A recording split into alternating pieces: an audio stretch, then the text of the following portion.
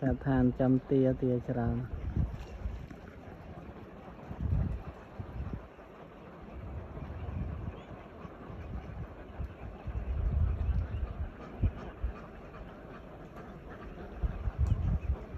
នៅស្រែនោមតែយើងប្រៀបធៀបទៅទាវាសបាយជាង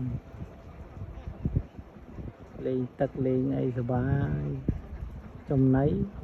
គេដាក់ឲ្យស្រាចង់ពងឡើយណាអត់ខ្វល់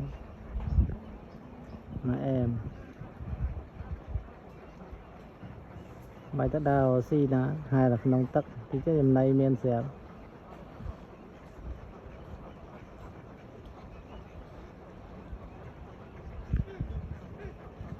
យ៉ាប់តាមនុស្សយ៉ាប់តាមនុស្សលោករៀងយ៉ាប់តិចមនុស្សលោកយ៉ាប់ថាបើមិនរកអត់អីស៊ី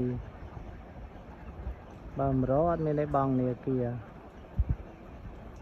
បើមិនរកអត់មានអីឲ្យកូនទៅសាលារៀនពិបាកគ្រប់បែបយ៉ាង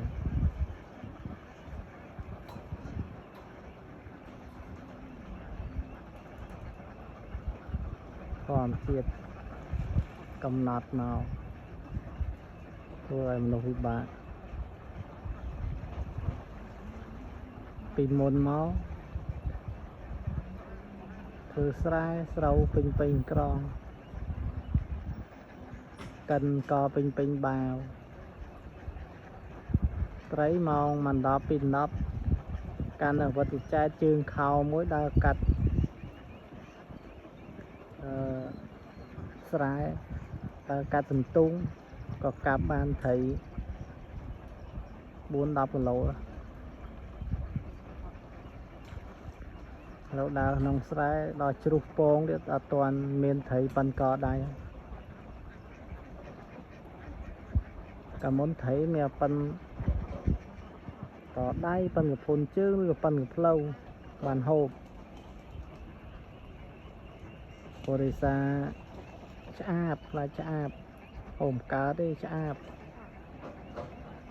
ប៉ុន្តែឥឡូវនេះថៃប៉ិនកូនដៃប៉ិនមេដៃប៉ិនម៉ានក៏ហូបអស់លីងឥឡូវលែងឆ្អាបលែងអីអស់ហូបទាំងអស់